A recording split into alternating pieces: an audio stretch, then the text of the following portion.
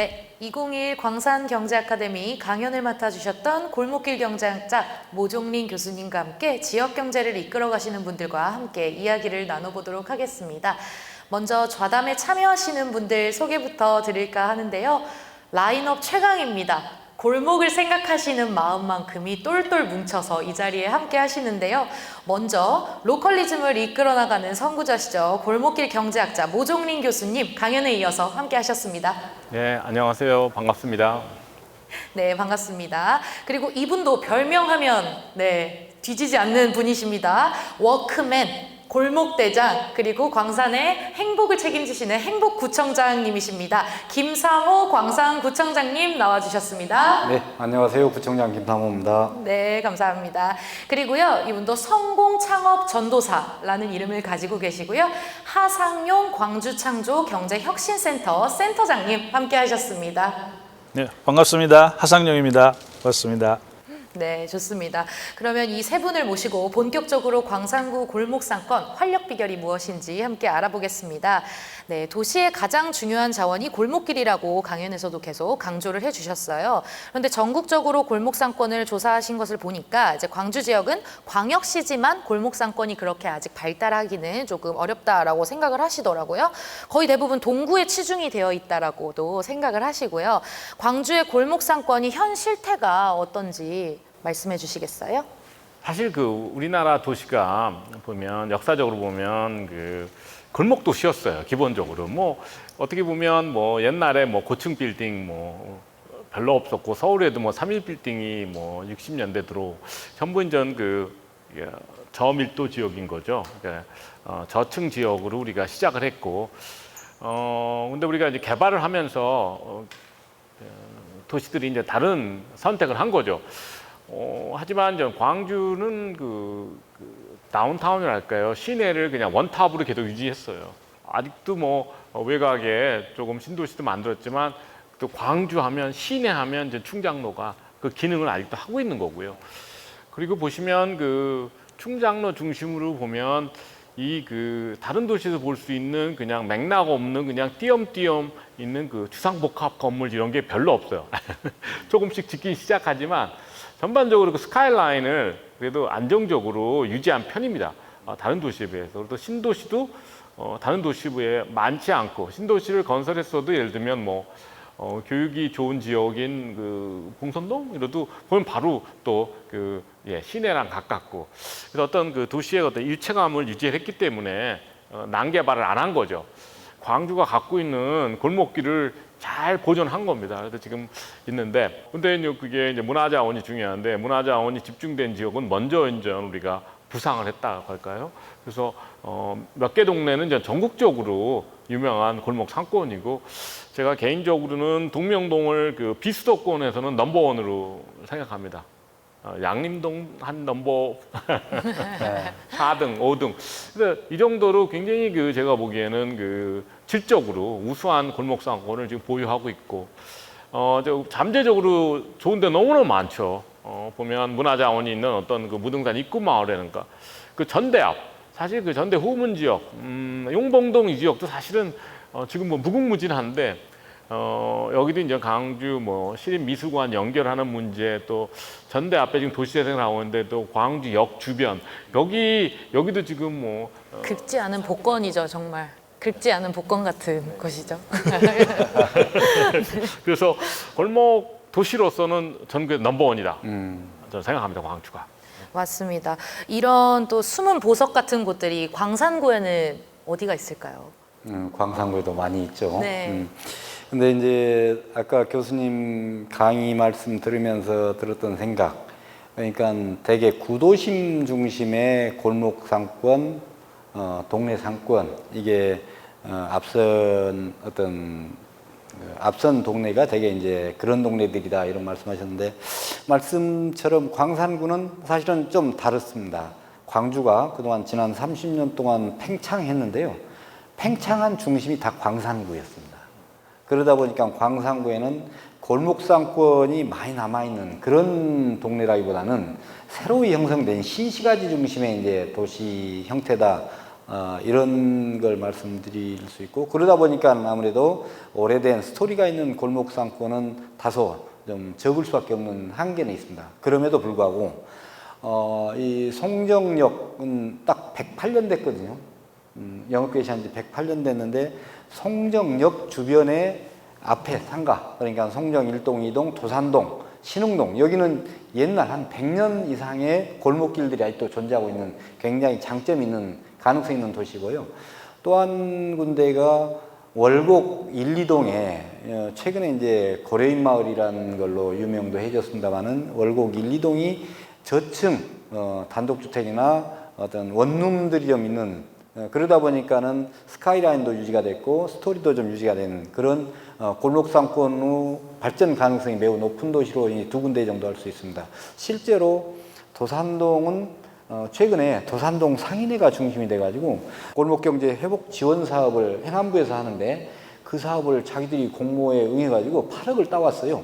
그래서 1913 시장처럼 다양한 자기들 나름의 사업들을 좀 해보겠다 이렇게 하고 있고, 또 월곡동 고려인 마을은 좀 이국적인 그런 외향 아웃테리어를 해서 사람들을 끌어모으는 그런 사업들을 좀 해볼 그런 요량을 갖고 있습니다. 그러니까 광산구 나름의 방식의 어떤 골목 경제, 이것들을 모색하고 있는 거라 할 수 있습니다. 네, 제가 알기로도 정말 지역 경제, 특히 골목 상권을 부흥시키기 위해서 엄청 많은 힘을 쏟고 계시는 걸로 알고 있는데, 제가 듣기로는 사장님 아카데미라는 거를 코로나19 전에도 열어가지고 좀 사장님들을 위한 많은 좋은 일들을 하셨다고 들었어요. 좀 자세한 설명을 부탁드릴게요. 조금 전에도 우리 간단히 그 티타임 하면서도 이야기했습니다만은, 소상공인 650만이라고 하고, 대개 그 정책의 중심은 되게 전통시장에 집중돼 있었습니다. 근데 나머지 어쩌면 500만, 600만 다 되는 소상공인들은 정부 정책, 공공의 지원들이 거의 없다시피 하지 않았냐 하는 그런 반성입니다. 그 중에 핵심적으로는 사실 나는 그분들한테 교육을 시키면 어떨까 하는 생각을 했습니다. 사실은 수십 년 장사를 아주 기똥차게 잘한 분도 어디 가서 공부한 경험은 없거든요. 완전히 개인기, 자기 감으로 가게를 하고 있잖아요. 근데 공부를 하면 달라집니다. 그래서 광산구에서는 사업하는 사람한테 다양한 마케팅 전략, 디스플레이 전략, SNS 전략 이런 것들을 체계적으로 공부하는 그런 기회를 가졌는데, 그게 이름하여 사장님 아카데미였고, 매우 유능한 강사님을 모셔가지고 연간 30명 남짓 배출을 했고 8주간 집중교육을 했습니다. 그래서 2019년, 20년, 21년 이렇게 3년간 진행했고 딱 100명의 어떤 학생을 배출했는데요. 그냥 우리는 이름을 장사의 신이라고 합니다. 광산구에 장사의 신 100명을 유출한 프로젝트가 3년간에 걸쳐서 됐고요. 그 아카데미를 이수한 사람들의 평균 매출 신장률은 약 33% 정도 됩니다. 엄청난 효과죠. 그리고 그 아카데미에 참여했던 100명의 사람들한테 이 아카데미에 대해서 만족도 있냐, 만족하냐 했더니 98%가 만족한다고 하고 있습니다. 매우 의미 있는 사업을 전개했었고, 이분들이 광산구 골목골목에서 이제 미랄이 돼서 옆에 가게들, 그 상권 이런 데 멘토가 돼서 광산구 전체 골목 상권의 활성화에 주역이 되고 있다, 이런 보고까지 드리겠습니다. 네, 정말 대단합니다. 지금 하상용 센터장님도 지금 모 교수님한테 직접 질문을 그럴까요? 한번 드려보실까요? 아까 이제 강의를 들으면서 교수님이 책도 그렇고 강의 때도 말씀을 많이 하시는데, 소위 이제 광역 상권, 그러니까 많은 사람들이 모이는 상권, 모여서 멀리서부터 모였던 상권보다는 근거리에 있는 상권들이 타격도 덜 받았고 오히려 조금 더 늘어난 경우도 있다라고 말씀을 하셨거든요. 그래서 그걸 조금 더 구체적인 사례나 혹은 이제 앞으로도 코로나 이후에도 그런 식으로 이렇게 그 상권이 변화돼 갈 거라고 확신을 하시는지, 그런 부분 조금 말씀 좀 부탁드리겠습니다. 사실 이제 코로나 때문에 그러니까 우리가 많이 움직이지 못하니까 뭐 타의적으로 동네에 머물 수밖에 없고, 처음엔 그렇게 시작했다고 생각을 해요. 근데 재발견했다고 하죠. 생각보다 좋은 거예요. 그래서 그러니까 그동안 우리가 자꾸 관광지만 다니다가 우리 동네에 대해서 뭐 잘 몰랐던 거죠. 그리고 뭐 우리가 방역을 지자체 단위에서 하다 보니까 우리 그 구청에도 관심이 많아지고, 그래서 같이 일해 보니까 일도 잘하는 거예요. 그래서 지방 정부 구청에 대한 어떤 인식이 굉장히 좋아졌다고 합니다. 보시면 그 동네가 이제 좋은 걸 아니까 사람들이 동네를 좋아한 거지. 그러니까 억지로 시켜서 처음에 그럴지 모르나, 근데 이제 동네를 사랑하게 되고, 그거는 왜 그러냐고 하면 사실 우리 소상공인들이 굉장히 그동안 한 20, 30년 동안에 굉장히 역량이 높아졌어요, 사실은. 그래서 사실 우리가 몰라서 그렇지 웬만한 동네에 있는 어떤 뭐 음식점이나 굉장히 수준 높아졌습니다. 그냥 우리가 잘 몰랐던 거지. 그래서 그렇기 때문에 제가 한 번 동네에 이렇게 빠졌기 때문에 이제 헤어나지 못한다고 생각합니다. 그래서 코로나랑 관련 없지. 어차피 우리가 그 길로 갔어요. 그래서 코로나가 바꾼 거는 속도라는 거죠. 어차피 우리가 동네로 가고 있었는데 좀 더 빨리 갔다. 근데 뭐 그렇다고 해서 우리가 방심을 할 수 없는 거죠. 근데 이제 알아서 동네들이 이제 많이 돌아옵니다. 가게들이 그 시내에 있던 가게들이 동네로 옮기고 하는데 우리가 잘 요걸 관리를 해서 계속 동네에서 오래 머물 수 있도록 이렇게 좀 지원해주면 저는 코로나가 잠잠해져도 우리 동네 중심의 삶은 거의 본능이라고 생각해요. 그거는 계속될 거라고 생각합니다. 보면은 정부와 지자체에도 그런 골목길의 경쟁력을 또 확보를 하기 위해서 많은 노력들을 하잖아요. 근데 또 현실적으로 모든 골목을 또 살리기에는 조금 어려움도 있고요. 쉽게 말해서 이런 곳은 대박난다 라고 하는 교수님만의 보시는 기준이 있으신지요? 그러니까 그 외부인으로서 이제 한계가 있는 거죠. 이제 동네를 이해한다는 거 굉장히 시간이 오래 걸립니다. 제가 사는 동네에 대해서도 제가 얼마나 아는지 모르겠어요. 그러니까 매주 바뀌니까 골목이 매력인 거 아니에요. 그렇기 때문에 뭐 제가 예측한다는 거 사실은 뭐 불가능하고, 하지만 이제 상식적인 차원에서 보면 그 문화자원이 너무 풍부한데도 상권이 활성화 안 된 지역, 이거는 그냥 비정상인 거죠. 비정상인. 그러면 정부가 조금만 이렇게 너찌한다 그러는데 이렇게 유도하면 바뀔 수 있다고 생각하는 거죠. 그러니까 말씀드렸듯이 문화시설이 모여 있는 곳, 이런 데는 우리가 제가 골목길 자본론에서 얘기한 어떤 그 도로공사가 중요해요. 도로공사가. 그래서 저는 길이 제일 중요하다고 생각합니다. 문화자원이 풍부한 데는 제가 조금만 들어가서 이렇게 도와주면 금방 저는 활성화된다고 믿고요. 일반 지역은 쉽지 않은 거죠. 쉽지 않기 때문에 그건 좀 더 노력해야 되는데, 지금 현재 트렌드로 보면 직주락을 자꾸 한 곳을 집중시키는 수밖에 없는 거죠. 그래서 옛날엔 지금 관광지였던 데는 자꾸 거기에 주택을 공급해서 상지 인구를 늘려야 돼요. 뭐 이런 식으로 해서 우리가 충분히 지원할 수 있다고 생각합니다. 그래서 우리는 방향은 잡혀 있어요. 실행하는 게 문제라고 생각합니다. 맞습니다. 이렇게 골목을 전국 곳곳으로 돌아다니시면서 골목 여지도를 또 만드셨다고 들었습니다. 이게 제가 대본을 받고 굉장히 놀랬던 게, 제가 자주 가는 경리단길을 발굴하신 분이시라고요. 제가요? 네. 그건 너무 아니세요. 물레동, 익선동, 서울에서 정말 제 나이 또래 친구들은 안 가본 사람이 없을 정도의 곳들인데, 그런 곳들을 또 발굴하시고 또 어떤 곳을 전국적으로 발굴을 해내셨나요? 근데 하여튼 초기 단계 이제 제보에 의존하는데, 그 사람들은 비판적으로 얘기하지만 리단길이라는 현상인데, 그럼 제가 어느 지역을 가던 거기 지역 분들한테 여기 카페 거리가 어디냐, 여기에 가로수길이 어디냐, 여기에 리단길이 어디냐 이렇게 질문을 해요. 그러면 어떤 지역에든 자기네들이 적극적으로 홍보를 하는 데가 있고 안 하는 데가 있는데, 되게 현장에 가면 그것도 안 되면 항상 제가 하는 질문이 이 질문입니다. 여기 70년대 부자 동네가 어디냐고. 그러니까 전국 어느 도시 가도 골목 상권 중심지는 70년대 단독주택 지역이에요. 거기가 도로가 좀 넓고 주택 상태가 좋잖아요. 거기로 많이 들어갑니다. 이런 식으로 이제 몇 개의 힌트는 있어요. 그래서 제가 제가 발굴했던 건 없고, 새롭게 발굴한 건 아니고, 막 시작하는 걸 제가 많이 이렇게 홍보는 많이 했죠.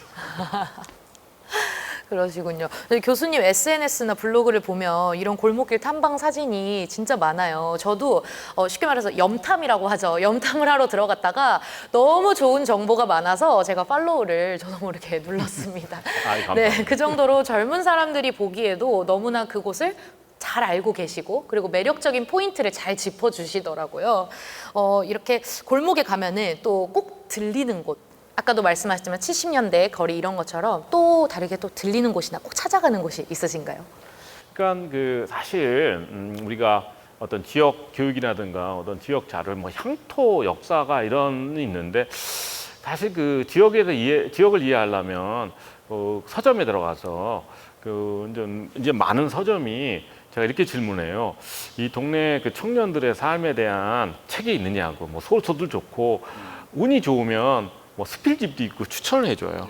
그러면 제가 그걸 읽고 동네 이해하는데 굉장히 도움을 받습니다. 그렇듯이 일단 독립서점이 전 출발지에 동네 여행에. 그럼 거기서 뭐 지도도 있고 많은 정보를 줍니다. 그래서 거기서 시작하는 거죠. 시작을 해서 그리고 골목 여행은요. 또 너무 많이 준비해도 또 그게 한계가 있습니다. 그래서 저는 항상 무조건 걸어야 돼요. 제가 보통 2박 3일 하면 한 3일째 되면 이 동네 단어가 떠오르는 거죠. 이렇게 해서 이 동네 라이프 스타일이라는 좀 그렇게 표현하는데 이 동네 뭐 이렇게 좀 건방지지만 본질이 뭐나 했을 때 그런 거예요. 그러니까 뭐 속초 여러분들 뭐 많이 가시잖아요. 근데 그게 뭐 속초 이렇게 지내다 보면 결국에 실향민 문화인데 실향민 문화. 음식 문화나 어떤 생활 문화가 그러니까 속초의 키워드는 그냥 실향민이라고 보시면 돼요. 그렇다 물론 실향민 문화가 속초를 다 설명 못 하더라도 거기 중요한 정체성이듯이 제가 이제 광산구를 좀 걸어야 돼요. 그럼 광산구가 딱 한 단어가 떠오르면 그럼 제가 글을 쓰기 시작합니다. 보통 그런 식으로 작업합니다. 예. 저하고 같이 한번 걸어야겠습니다. 저 골목 상권에 대한 관심도 높지만 걷는 것도 또 관심이 많거든요. 저도. 그래서 광산 구민들은 올해 걷기 광산 프로젝트라는 걸 해서 광산 구민들 지금 한 3만 명 정도가 그 걷기 앱이 있거든요. 여기에 다 회원을 가입했어요. 그리고 하루 평균 6,700보씩 걷는답니다. 그리고 그분들이 1년간 걷는 그 걸음 숫자를 전부 돌려봤더니 지구를 한 500바퀴 걸 정도로 많이 걸었다는데요. 언제 교수님하고 같이 광산구 제가 아까 말씀드린 몇 개 소개했던 그런 지역 같이 걸으면서 전문가적 안목에서 보면 분명히 보이거든요. 한번 교수님 꼭 2박 3일로 모셔보고 싶습니다. 그랬으면 좋겠는데 혹시 광주를 그래도 자주 내왕하시니까 송정역에 내리셔서 되게 193 시장에 워낙 많이 보셨겠고 사실은 구청장으로서 가장 고민은 송정 역세권을 활성화시키는 거거든요. 혹시 주변을 좀 걸어보시면서 가능성이 있다고 싶은 것 없었나요? 사실은 뭐 모든 동네가 가능성이 있고 거기서 사람들이 모여 있다는 건 이미 문화가 있는 거예요. 근데 이제 문제는 그리고 이제 숨어 있는 그 장소가 많은데 그건 이제 어떻게 브랜딩을 하느냐, 마케팅하는 문제일 수가 있어요. 대부분의 문제는. 그리고 주민들이 우리 동네도 한번 이런 그 브랜드 동네 한번 만들어야겠다. 그리고 그게 우리한테 중요하다고 하면 충분히 저는 연결될 수 있다. 모든 동네가 아무래도 생활권으로 돼 있으니까. 그러니까 제가 이제 만약에 이제 구청장님한테 부탁드리고 싶은 거는 광산구 생활권 지도가 있는지. 그러면 보면 생활권을 다 나누거든요. 그리고 생활권 중심지가 있을 거예요. 그러면 거기는 뭐 반드시 뭔가를 만들 수 있는 그런 그 자원이 충분히 있다고 연결시킬 수 있다고 생각해요. 그러니까 저는 여기 뭐 송정역 지역도 뭐 송정역 시장도 그렇지만 그 건너편에 원도심도 상당히 지금도 저는 굉장히 활력 있다고 생각합니다, 개인적으로. 근데 뭐 제 기준에서 그럼 거기서 뭘 더 해야 되는지는 뭐 제가 뭐 구체적으로 뭐 좀 더 조사해 봐야 되겠지만 그 말씀하신 대로 지금 이게 골목이 이제 우리가 동네라는 게 우리가 중요해진 건 최근 현상이잖아요. 최근 현상. 그러니까 문화 자원이 확연하게 많은 데부터 먼저 가는 거예요. 먼저 갔지만 다른 동네가 뭐 따라가지 않을 이유는 없는 거죠. 단지 지금 코로나 시대에는 이게 아까 말씀드렸듯이 옛날처럼 상업시설만 갖고도 안 되고 신도시만 갖고도 안 되고 어떻게 하든지 직주라 아까 말씀하셨듯이 플레이라고 그래요. 워클립 플레이라고 그래요. WLP라고 하는데 그게 모든 도시의 구호예요. WLP 지역을 만들어야 된다고. 그렇죠. 같은 동네에서 살고 일하고 즐길 수 있는 동네를 만들어내는 차원에서 우리가 좀 더 환경을 좀 더 개선해주면 되고 일단 말씀하신 대로 제가 어느 동네에 가든지라도 많이 걸으면 좋은 아이디어가 나올 수가 있으니까 좀 초대해 주셨으면 감사하겠습니다. 네, 고맙습니다. 예, 꼭 초대하겠습니다. 네, 교수님. 이제 아까 말씀 중에 민간과 협업하거나 민간의 어떤 로컬 크리에이터의 공간들을 만든다면 반드시 그 구도심이나 주민들이 같이 있는데 가까운 데다가 만들어야 된다는 말씀에 참 공감을 많이 했고요. 이제 그럼에도 불구하고 우리 이제 소상공인들은 항상 우리 동네는 주차시설도 부족하고 여러 가지 편의시설이 부족해서 우리를 안 찾아온다는 그 자신감이 상실돼 있는 지금 사실 그런 것도 현실이거든요. 근데 그럼에도 불구하고 우리 소상공인들이 당신들이 정말 잘할 수 있다. 여러분들이 이렇게만 좀 같이 한번 해봅시다라는 격려의 말씀이나 또 혹은 생각하시는 말을 좀 전해주시면 어떨까 생각이 됩니다. 참 어렵고 저도 사실 이렇게 자신 있게 미래가 밝다 이렇게 말씀드리기 좀 죄송스러운 측면이 있지만 지금 이렇게 주변을 보시면 지금 어떻게 보면 양극화 현상이 일어나고 있어요. 그러니까 사람들이 이제 외식을 잘 안 하잖아요. 조심하다 하지만 하면 제대로 된 데 가겠다는 그런 게 생각이 강해서 잘 되는 데는 전혀 영향을 안 받습니다. 그래서 지금도 막 줄 서는 데가 많아요. 현실은 그런 거 아니겠어요? 왜 어떤 집은 저렇게 계속 코로나 영향 안 받고 오히려 매출이 늘고 왜 어느 집은 안 될까? 거기서 우리가 그 해결책을 찾는 방법밖에 없잖아요. 그래서 이게 상권도 골목 상권, 제가 말하는 골목 상권은 계속 확장하고 있고 대부분의 상권 어려운데 제가 아까 강연에서 그게 뭐 직주락도 하나 요인이가 됐고 그냥 한 단어로 표현하면 컨텐츠라고 제가 말씀드렸잖아요. 컨텐츠. 그렇죠. 컨텐츠가 있는 동네 없는 동네 그 차이. 그게 인위적으로 만드는 거냐 이렇게 했을 때 또 이견이 있어요. 이거는 정부가 만드는 게 아니고 플레이어라고 합니다. 이런 재능이 있는 사람들이 모여서 거기서 문화를 만들기 때문에 예술가 같은 사람들, 소양의 사람들이 모여 있다는 거죠.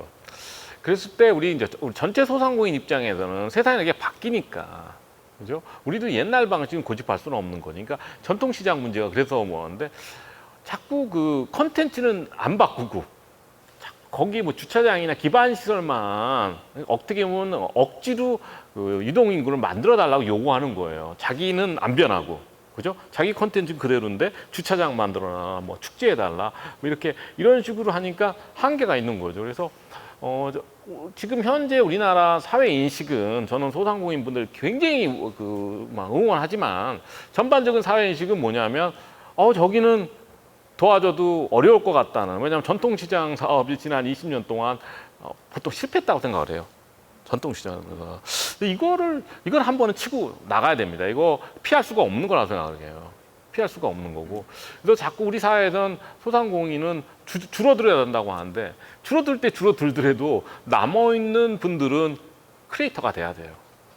그게 우리의 그 피할 수 없는 현실이고 우리가 같이 해결해야 될 문제이기 때문에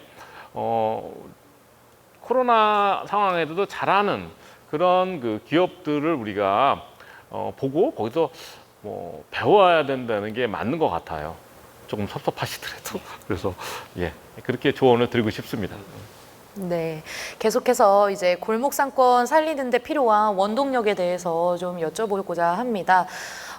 지금은 그럼 아까 말씀하셨듯이 기성세대들보다는 젊은 층의 청년들이나 지역 활동가 중심으로 조금 많이 창업도 이루어지고 하잖아요. 문화를 가져오는 게 조금 더 익숙하기 때문에 그런 것 같기도 하고 많은 아이디어들도 있기 때문에 그런 것 같은데요. 기존의 소상공인은 물론 스타트업이나 아티스트들의 작업 공간으로 좀 골목이 붐비게 되는 것 같습니다. 왜 그들이 골목을 선택하는 것 같으세요? 이게 어떤 그 건축 환경과 어떤 입지의 관계인데요. 이게 우리가 학문적으로 크게 고민 안 하던 문제예요. 그러니까 생각해 보면 간단한 문제일 수가 있어요. 왜냐하면 좀 창의적인 사람들은 대형 건물에 안 들어가려고 합니다. 그러면 대형 건물에 모든 게 규격화되어 있기 때문에 내가 원하는 공간을 못 만들어요.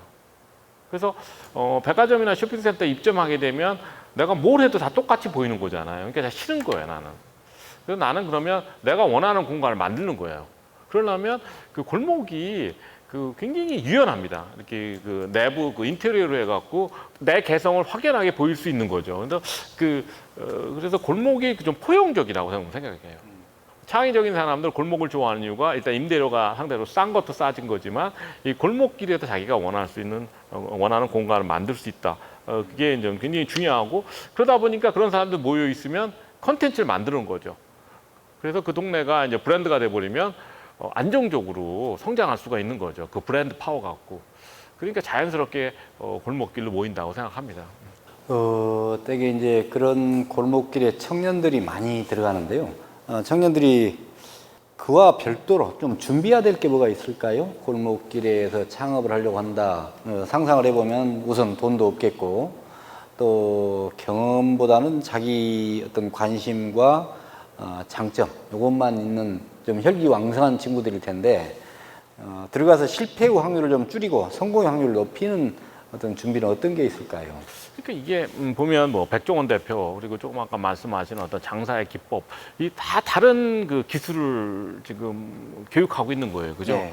근데 저 같은 사람은 무조건 콘텐츠라고 표현하는 게 뭐냐면 나만이 만들 수 있는 콘텐츠가 있어요. 그걸 내가 직접 만들어야 된다는 거예요. 그럼 내가 직접 만드는 콘텐츠가 없으면은 시작부터 안 되는 거죠. 그러면 우리가 보통 얘기한 그런 외식업에서 잘하는 사람들의 그 컨텐츠가 뭐냐 했을 때 그러면 뭐 당연히 음식이겠죠. 그것도 뭐 나름대로 나름대로 비법이 있겠죠. 우리 텔레비 프로그램 보면 온갖 비밀 그런 거 갖고 충분했었어요, 옛날에는. 근데 그거보다는 요새는 자꾸 체험이라는 단어를 쓰니까 체험을 제공해야 된다니까. 그러니까 아주 음식이 맛있었고 아마도 이 공간이나 분위기가 안 따라와 주면 그것도 장사 잘 돼요. 그죠? 나는 우리 동네 중심지가 되겠다. 거기다 난 사람 모여서 이 사람들이 플랫폼이 돼서 이 사람들의 협업을 내가 지원하겠다. 이렇게 막 꿈이 커지기 시작하면 음식 갖고는 안 되는 거죠.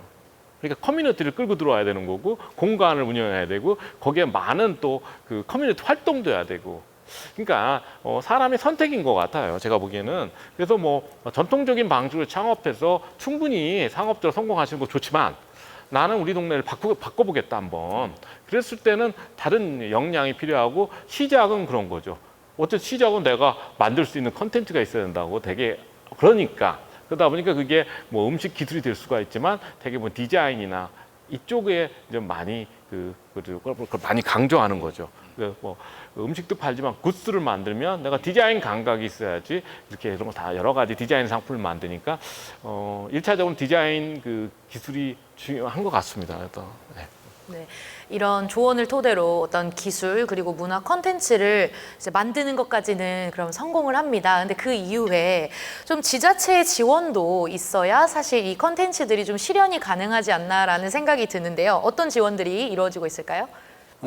광산구에서도 청년 창업자들 지원하는 정책들은 굉장히 다양하게 남들 한 만큼은 합니다. 되게 뭐 청년 온라인 마케팅 교육이든 청년 창업자 기본 지원 사업들이든 이런 것들 하는데 근데 솔직히 성에는 안 찹니다. 그러니까 정부 정책이라는 것이 중기부죠. 중기부에서 청년 창업자 지원 사업에서 몇몇 쭉 사업 꼭지들을 정하고 이걸 이제 지방정부에 내려서 그 돈 받아다가 집행하는 이런 성격 정도밖에 아니지 않느냐, 솔직히. 그리고 그런 것들은 다 A부터 Z까지 거의 딱 그 형식과 어떤 조건들이 갖춰져 있기 때문에 한번 지원하고, 지원은 뒤에 어떤 부족한 점, 오버한 것, 이런 것들을 탄력적으로 지방정부가 대응하기는 굉장히 너무 까다로운 조건들이 다 갖춰져 있어요. 그러다 보니까 한번 지원해주고 말아버립니다. 이런 사업 갖고는 안 되겠다는 생각, 교훈을 갖습니다. 여태까지 지원 사업 다 했지만 또 성공한 사례도 있지만 일반적으로는 그렇다 하는 반성을 좀 하고요. 다만 우리가 하나 하려고 한 사업 중에 하나는 상권 르네상스 사업을 하면서 청년 창업 공간을 우리 송정역 앞에 한 10개 정도 점포를 임대를 하려고 합니다. 금방 교수님 말씀처럼 굿즈 판매하는 친구, 디자인하는 친구, 식당하는 친구, 이런 친구들 한번 응모를 받아서 정말로 이 친구라면 성공할 수 있겠다 하는 그런 친구들을 선발해서 집어넣는 게 어떤가 하는 그런 생각을 합니다. 오히려 그렇게 공급자 중심에서가 아니라 정말로 청년들이 제안하고 우리가 그것을 심사하고 맞다 싶으면 전폭적으로 지원해주는 이런 방식의 청년 창업 지원 정책이 지난 3년 반 동안 청년 사업하면서 들었던 생각이고 앞으로 그렇게 가야겠다는 또 다짐입니다. 네, 너무 좋습니다. 지금 하상용 센터장님도 이제 광주창조경제혁신센터에서도 창업자들을 위한 교육 및 지원을 하고 계시잖아요. 네네. 그런 부분에 대해서 소개를 해주시겠어요? 물론 이제 저희도 청년 창업자들을 위한 지원 사업들 많이 하고 있고, 근데 이제 아까 우리 모 교수님께서 말씀하셨듯이 상당히 안타까운 부분인데요. 이제 창업하면 소위 말하는 하이테크 기술 기반의 창업을 해야 된다고 생각하는 사람들이 사실 너무 많은 게 이 현실입니다. 우리가 창업하는 사람들을 구분할 필요는 저는 없다고 보거든요. 그러니까 어떤 사람은 뭐 식당을 해서 혹은 커피숍을 해서 스타벅스처럼 성공할 수 있는 기업도 충분히 있을 건데, 아예 이제 그런 그 업종의 창업자들을 별도의 리그로 이걸 하면서 굉장히 조금 이렇게 밀어내는 듯한 이런 형식인데, 이제 제가 어디 가서도 얘기하지만 사실 광주 같은 데가 18만 8천 명의 소상공인들이 있는 그런 도시거든요. 어마어마한 숫자가 있고, 사실은 그분들의 역할로 이 지역사회가 유지되고 있다고 해도 과언이 아닌데도 불구하고 굉장히 그분들에 대한 지원은 인색하다는 것이 이제 사실이어서요. 이제 뭐 저희가 어떤 권한이 있다면 저 같은 경우 정말 그런 그 소상공인들에 대한 특별한 다른 트랙, 그러니까 로컬 크리에이터 또 혹은 소상공인들에 대한 지원이나 이분들을 발전시킬 방안에 대한 또 다른 트랙을 다시 만들어서 거기에다 이렇게 지원해주는 방안들이 상당히 필요하겠다라는 생각들을 많이 하고 있고요. 그래서 이제 저희 창조 경제 차원에서도 굉장히 다양한 제안들을 뭐 중기부나 광주시청에도 많이 하고 있고, 그걸 이제 달성되기를 바라고 있는데요. 뭐 예를 들면 경력 단절 여성들을 따로 뽑아서 그분들에게 온라인 교육을 시키고 하는 이런 교육을 했는데, 굉장히 그 창업자들이 여성분들께서 자기가 40년, 45년 동안 이런 순간 오기를 기다렸다는 거예요. 도저히 자기 혼자는 용기가 없어서 집안에 같이 있었는데 이런 기회가 나한테 와줬다는 게 너무나 감사하다는 얘기를 많이 하거든요. 그래서 저는 이제 그런 얘기를 들으면서도 한편 우리가 지금까지 해왔던 얘기가 약간 결이 다른 얘기인데요. 창업이나 상권이 꼭 청년들만을 위한 거리여야 되냐라는 건 아닐 수도 있다는 거죠. 우리 광산구에도 지금 여러 상권들이 이렇게 있고 여러 도시들이 있는데, 거기에 어떤 지구는 정말 40대, 50대, 60대를 위한 이런 공간들이나 콘텐츠가 모여있는 공간이 있어도 그건 충분하게 골목을 살려낼 수 있는 그런 공간일 거다.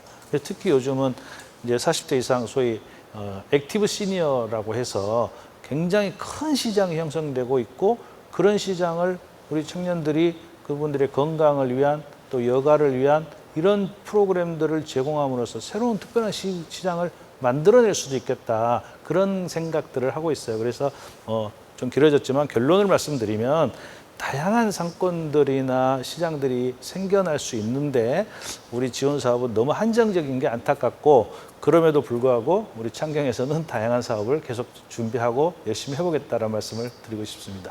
네.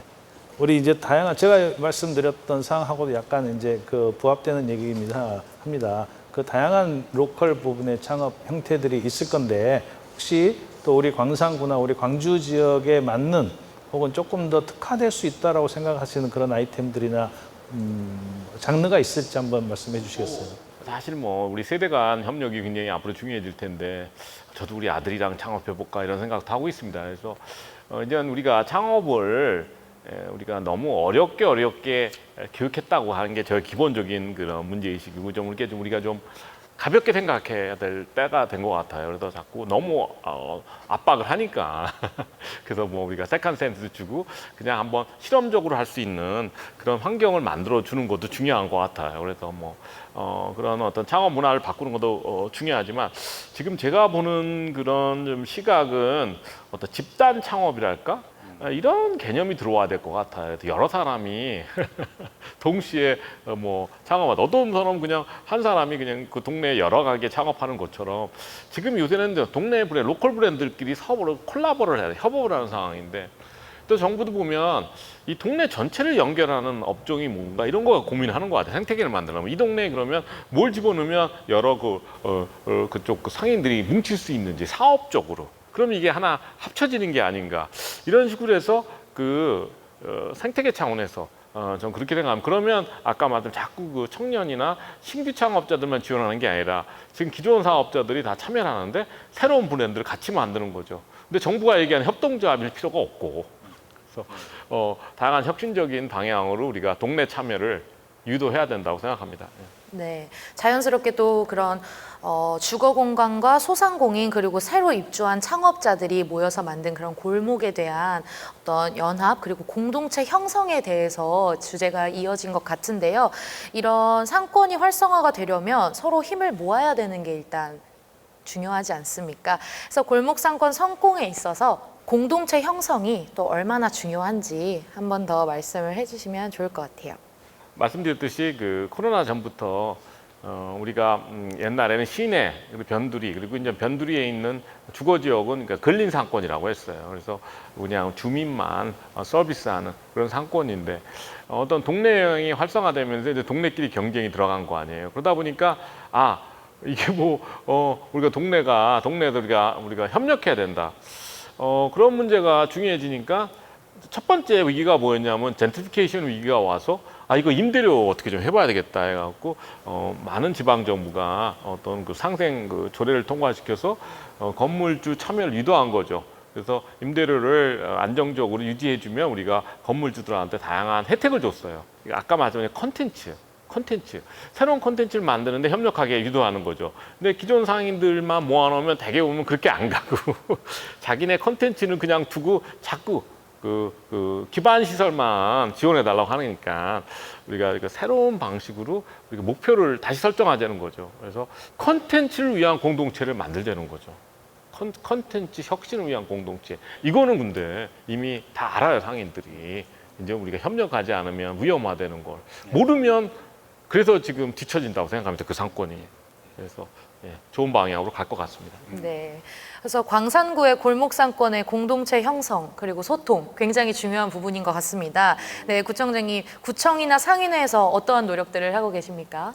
그 전통 시장에 비해서 그 골목 상권 어떤 경제 생태계 지원이 미약한 게 사실이거든요. 근데 왜 그럴까 생각해 보면 전통 시장은 조직화가 돼 있습니다.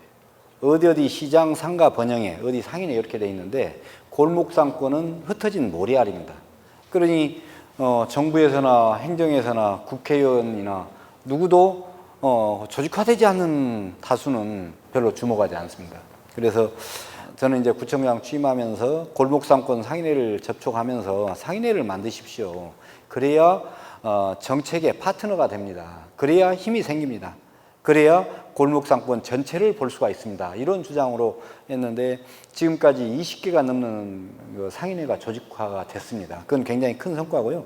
그리고 그렇게 상인회가 조직돼서 그냥 또 상인회만 조직해라고 한 것이 아니라 골목 상권의 생기를 다시 불어넣자 하는 의미에서 CPR이라는 사업을 전개했는데 2019년에는 4개 상가에 1,000만 원씩, 2020년에는 16개 상가에 또 1,000만 원씩, 1억 6천이죠. 그리고 올해는 10개 상가에 지금 1,000만 원씩 1억을 지원했습니다. 꽤 많은 돈을 지원해 줬는데 그 돈을 당신들 마음대로 한번 써보십시오. 이렇게 했더니 상가 지도를 그린 데가 있고 지주간판을 그린 데가 있고 또 마스코트를 만드는 상가가 있고 아니면은 공동의 어떤 마케팅의 날을 한번 만들자 하는 그런 식으로 자구책을 마련해서 굉장히 1,000만 원이라는 작은 돈을 가지고서 재밌게 썼던 경험이 있고 앞으로도 계속 전개할 내용이고 또 하나는 이런 상가에 별로 각종 챌린지를 합니다. 아까 잠깐 걷기 챌린지 있다고 했잖아요. 가령 월곡 이동 상가 번영회에서는 월곡동에서 하루에 뭐 10,000보 이상 그리고 2주간 15만 보 이상을 걷는 사람은 선착순도 통닭을 준다할지 뭐 이제 피자를 쏜다할지 이런 챌린지가 있거든요. 아무튼 이렇게 상인회가 조직되고 상인회 나름의 자구책을 모색하고 그러면서 또 이벤트를 전개하고 이런 상가에 이제 우리는 또 유랑단이라고 문화 유랑단이라는 걸 투입을 합니다. 그런 식의 관과 민이 잘 협력하면 뭔가 상가에도 생기가 돌아나는 그런 게 있을 거라고 생각을 하고 그런 사업들을 좀 전개했습니다. 네, 커뮤니티를 이뤘는데 경제 선순환까지 이어지는 아주 좋은 예시 같습니다. 하지만 커뮤니티가 모이면서 또 갈등에 대한 얘기를 안 해볼 수가 없잖아요. 네, 그러니까요. 사실은 1913 숭정시장도 이제 출발할 때는 굉장히 갈등이 있었는데 그걸 잘 해결해서 출발했고 그러다가 또 중간중간에 말을 들어보면 또 어려움이 있었고 막 그런 위기와 계속 이렇게 왔다 갔다 하는 그런 상황이 있던데요. 이제 교수님 혹시 이렇게 전국의 상황들을 보시니까 그러니까 젠트리피케이션을 잘 이렇게 해결한 사례나 그렇지 않으면 이렇게 그 동네 커뮤니티를 만들어서 이런 그 컨텐츠를 개발하는데 성공적으로 잘 해왔던 어떤 그런 동네, 우리 광산 말고요. 광산 지금 방금 들으셨으니까 네, 다른 지역 이렇게 좀 소개를 해주시면 좋을 것 같습니다. 그 건물주 참여 유도하는 게 굉장히 어렵잖아요. 그죠? 그게 전국적으로 그렇고 그러니까 어떤 문화가 잘 잡았냐면 건물주와 그 상인의 관계가 좀 약간 삐끗거리는 뭐 서로 이제 안 보는 그런 방식으로 그동안은 운영해 왔던 것 같아요. 그래서 전 세계적으로 젠트리피케이션 문제를 해결한 동네가 있느냐 했을 때는 그 애매모호한 그래서 애매모호한 상황인데 그래서 뭐 상생절에 통과시켜서 뭐 임대료를 많이 안정화시켰다고 주장하는 분들도 계세요. 근데 이제 문제가 이제 우리가 2012년에 이게 본격적으로 문제가 돼서 2016년에 피크를 치면서 경기가 하락을 합니다. 그래서 지금은 완전 불황이잖아요. 그러니까 이게 젠트리피케이션이 쑥 들어가 버렸어요. 이게 뭐 더 이상 뭐 막 갑자기 이렇게 2배, 3배로 뛰는 데가 거의 없다시피 하니까는 그 젠트리피케이션 방지를 위한 노력도 그만큼 좀 옛날만큼 이렇게 절실하지가 않은 거죠.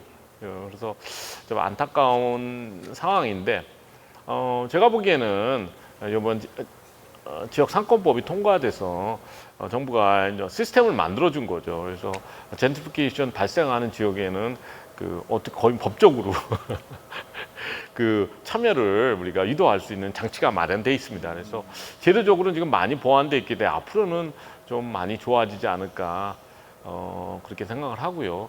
임대로 이제 보통 장사하는 게 이제 보편화됐는데 과연 미래에도 그게 통하는 모델인지 저는 잘 모르겠어요. 그래서 다양한 방식으로 젠트리피케이션 문제를 해결해야 되고 성공 사례 하면 뭐 성동구에서 뭐 성공했다고 말씀하시니까 그 정도의 제가 사례로 말씀드릴 수 있습니다. 네. 이렇게 지역마다 골목 상권을 끌어올리기 위해서 이렇게 노력을 하다 보면 또 동네와 동네가 경쟁하는 경쟁 환경에도 놓이기가 쉽습니다. 정부도 우리 시민들도 이러한 변화에 대한 인지도가 낮은 것은 아닌가 하는 아쉬움이 좀 있는데요. 모 교수님 이것에 대해서 어떻게 보십니까? 사실 그때 역사적으로 보면 이제 광주도 이제 광주도 아닌 거죠. 광주에서 이제 뭐 내가 고향이 광주고 내가 광주에 살았다고 얘기하지. 내가 뭐 광산구가 내 고향이다. 또 광산구의 뭐 월곡동이 내가 자란 곳이고 그러면 이렇게 우리가 동네 단위 이게 광역시잖아요. 그 광역시 안에 자치구도 보통 우리 언어에서 우리가 소속감을 표현을 안 했어요. 그러니까 이게 우리나라가 그동안 어떻게 보면 중앙 산업을 키우고 중앙 중심적으로 살다 보니까 우리 그 지역은 그냥 스킵해도 되는 것처럼 그렇죠. 그래서 어떻게 교육시키자면 나, 가족, 그다음에 그냥 국가로 점빼 버려요. 그리고 세계, 사회과도 그렇게 가르칩니다. 그래서 지역 교육을 안 시켜요. 그래서 있어도 그만 없어도 그만. 그리고 지역에서 이렇게 살다 보면 학교만 안 다녔기 때문에 그래서 뭐 아는 게 별로 없어요. 그래서 내 귀에는 뭐 사람은 뭐 서울로 보내고 말은 뭐 제주로 보낸다 해갖고 뭐 내가 이 지역에서 기회를 찾아야 된다는 그 생각조차도 못하게 교육을 시켜왔기 때문에 이게 굉장히 새로운 개념 아니에요. 근데 이제 뭐가 변했냐면 삶의 질에 대해서 고민하겠잖아요. 삶의 질. 그러니까 우리가 이제 먹고 살만해졌으니까 그럼 행복하게 사는 방법이 뭐냐 했을 때는 기본적으로 자기가 사는 동네에 모든 게 갖춰져야지 자기가 뭐 저녁 있는 삶부터 시작해서 월라벨이 가능해질 거 아니에요. 그러면서 이제 동네에 관심을 보이기 시작하면서 우리가 이렇게 천천히 변했기 때문에 어떻게 보면 제가 이 연구 시작한 게 한 7년 됐는데요. 6년? 그때 비하면 지금은 정말 너무 어떻게 보면 로컬 환경이 좋아진 거예요. 이렇게 구청장님 모시고 이렇게 세미나조차 한다는 건 굉장히 큰 변화입니다. 6년 전만 하더라도 이런 뭐 동네 갖고 뭐 세미나를 한다, 토론을 한다는 거는 상상도 할 수 없을 정도로 우리는 어떻게 보면 동네를 잊고 살았는데 그래서 좀 어떻게 보면 부족한 거고 어떻게 보면 너무너무 좋아진 거니까 저는 그 좋아진 면만 강조하고 싶습니다. 예. 그런다면 이러한 경쟁 환경에서 또 금융권이나 정부의 지원은 어떻게 이루어져야 하는지 또 한번 말씀해 주시겠어요? 사실 우리 이제 상인이나 사업자 입장에서 보면 이제 지원이 중요한 거죠. 특히 나한테 오는 지원이 중요한 거예요. 하지만 구청장이 말씀하셨듯이 이제 우리가 상권 단위로 상인회를 통해서 내가 참여해서 우리 동네 좋게 만드는 걸 재미있어 이렇게 재미를 들려놔야 되는 거죠. 예, 예. 그죠? 그게 이제 장기적으로 나한테 도움이 된다는 그런 인식이 빨리 바뀌면 될 거라 생각하고 지금 광산구가 하듯이 이렇게 공동체 문화를 유도하는 아주 저는 혁신적이고 참신한 사업이라고 생각하고 정부도 이렇게 큰 돈 안 들이고 이렇게 굉장히 좋은 아이디어인 것 같아요. 하고 싶은 일 한번 해보세요. 일 시키는 게 아니고 그런 식으로 해서 작은 변화를 일으키기 시작하면 사람들이 마인드셋이라고 그래요. 사고 방식이 바뀌면 그 다음부터는 폭발적으로 저는 알아서 시너지를 만들 거라고 생각합니다. 그래서 정부 지원을 자꾸 지금 정치권에서 100조를 지원하겠다. 나 이게 난 핵심이라고 생각 안 해요. 돈은 줘서 뭐래요? 돈 갖고 뭐 할 줄 모르는데. 그러니까 내가 이 돈 주면 내가 뭘 하겠다 해도 거기에 대한 어떤 합의가 있고 그게 공익적으로 좋은 사업이면 우리가 돈을 지원하는 거지. 밑 빠진 독에 물 붓듯이 자꾸 지원하는 것도 저는 바람직하지 않다고 생각합니다. 그래서 광산구가 하듯이 작은 그런 마중물 같은 지원을 통해서 공동체 문화를 키우는 게 가장 중요한 사업이라고 생각합니다. 네, 좋습니다. 강연회부터 좌담까지 정말 유익한 시간이었는데요. 골목에서 미래를 찾다라는 주제로 우리 골목 상권이 도시경제의 미래로 발돋움할 수 있는 방법에 대해서 생각을 해보았습니다. 코로나19 이후에 정말 많이 힘드셨겠지만 다행인 것은 사람들이 골목으로 돌아오고 그 안의 가치를 조금씩 알아가고 있다는 것이 긍정적 신호가 아닐까 하는데요. 골목에서 오랫동안 자리를 지키고 있는 소상공인과 이제 막 꿈을 가지고 창업에 도전하는 예비 창업자분들을 위해서 아쉽지만 끝으로 한마디씩 응원의 말씀 부탁드립니다. 4차 산업혁명 시대가 오면 저는 기본적으로 소상공인이 브랜드가 되고 소상공인이 신성장력 동력이 되는 세상이 왔어요. 그리고 그렇기 때문에 엄청난 기회가 소상공인에게 올 거라고 저는 생각합니다. 다른 분들은 그렇게 생각 안 해도. 그래서 이 좋은 기회를 꼭 잡으시기를 제가 응원하겠습니다. 이제 지금 우리 말씀처럼 모든 것이 모바일화되고 이렇게 하는 상황에서 사람들은 항상 새로운 걸 찾기 마련이고 귀한 것, 그동안에 처음 봤던 것들을 찾기 마련인데요. 그러면 그동안에 안 알려졌던 것들이 새로 각광받을 수 있는 시대가 오고 있다고 생각을 합니다. 그러니까 지금까지는 조금 부족할 수 있었지만 이제 앞으로는 훨씬 더 그것이 경쟁력이 될 수 있다고 생각하고 우리가 조금 더 다듬어보고 또 발전시켜서 새로운 미래를 한번 맞이했으면 좋겠습니다. 고맙습니다. 예, 저는 오늘 선생님한테 칭찬받은 학생 기분입니다. 민선 7기 광산구에서 골목상권 상인 여러분들과 같이 지역 경제를 한번 일으켜보자고 노력해왔던 여러 가지 사업들이 있었는데요. 너무 우리 자랑을 했는지 모르겠지만 그래도 교수님 말씀과 우리가 해왔던 일을 매치해서 본다면 우리가 비교적 잘 가고 있다. 그리고 옳은 길을 택했다 하는 그런 자신감이 듭니다. 여태까지 해왔던 것보다 훨씬 더 강화된 형태, 그리고 좀 더 좀 깊이 있는 그런 정책으로 우리 골목 상권을 살려내는데 같이 하겠습니다. 아주 즐겁고 유익한 시간이었습니다. 고맙습니다. 네, 세 분 나와주셔서 정말 감사드립니다. 고맙습니다. 광산경제아카데미는 여러분에게 꼭 필요한 정보와 소식 가지고 다시 한번 찾아뵙도록 하겠습니다. 포스트 코로나 시대 함께라면 이 시기도 잘 이겨낼 수 있겠죠. 광산구도 항상 함께하겠습니다. 저는 MC를 맡은 신현지였습니다. 감사합니다.